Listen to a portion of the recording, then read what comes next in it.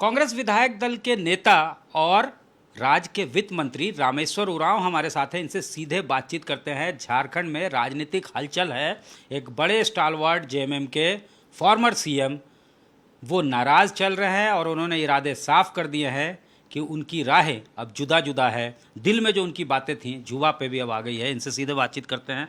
Sir, Champai जी ने जो अपने सोशल मीडिया प्लेटफॉर्म्स पे पोस्ट किया है, बायो से जिस तरह से जेएमएम को हटा दिया, तो ये तय है कि वो बाहर जा रहे हैं।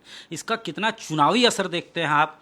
यहाँ विधानसभा चुनाव होना है, सरकार पे कितना असर देखते हैं, ये आपसे जानना चाहेंगे।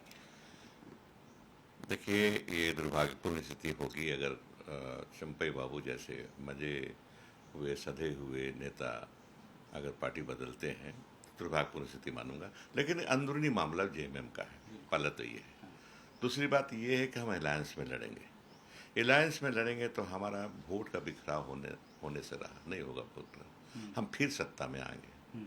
जेएमएम, कांग्रेस, आरजेडी छोटी पार्टी है यहाँ पर, लेकिन उसका वोट का बिखराव हो जाता है आरजेडी घटने से पिछड़े वर्ग का, तो वो नहीं होगा और हम फिर दोबारा आने की स्थिति में रहेंगे और हैं।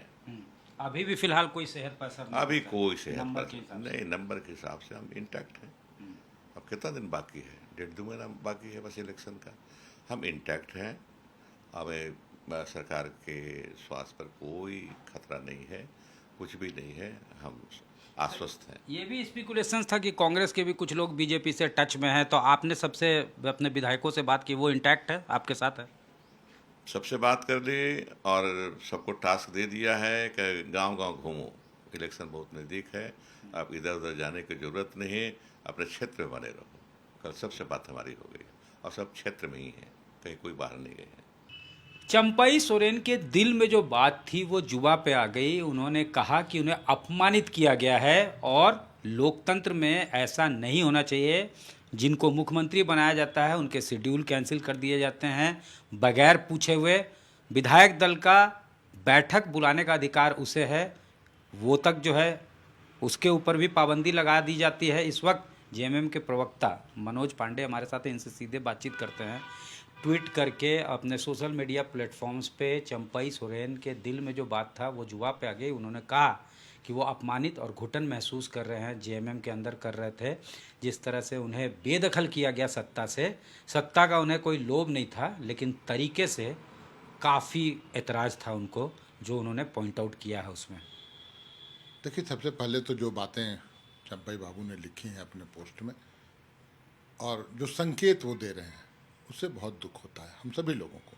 तमाम पार्टी के कार्यकर्ता, यहाँ तक कि हमारे पार्टी के नेता हेमंत सोरेन जी भी दुखी हैं और एक सम्मान उनका है हम लोगों की नज़र में।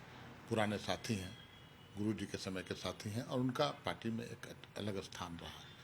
जहाँ तक अपमानित और सम्मानित की बात है, तो इसी पार्टी ने, यही हेमंत सोरेन जी ने उन पर, उनके नाम पर मुहर लगाई और उनको मुख्यमंत्री का पद दिया। एक क्षेत्रीय दल में सबसे बड़ा पद जो होता है, राजनीतिक पद, वो मुख्यमंत्री का होता है और उन पर इतना एतबार माननीय हमारे नेता हेमंत जी ने किया, तो वो सम्मान मुझे लगता है तमाम छोटी छोटी बातों को छोड़ दें जिससे वो अपमानित महसूस कर रहे हैं, उससे बहुत बड़ी चीज़ है वो मौका देना।